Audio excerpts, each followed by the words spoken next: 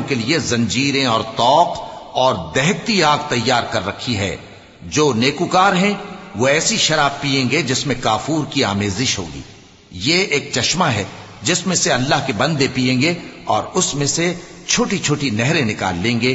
یہ لوگ نظریں پوری کرتے ہیں اور اس دن سے جس کی سختی پھیل رہی ہوگی خوف رکھتے ہیں، اور باوجود کہ ان کو خود کھانے کی چاہت ہوتی ہے مگر فقیروں اور یتیموں اور قیدیوں کو کھلاتے ہیں، اور کہتے ہیں کہ ہم تم کو محض اللہ کی خوشنودی کے لیے کھلاتے ہیں، نہ تم سے بدلہ چاہتے ہیں اور نہ شکر گزاری.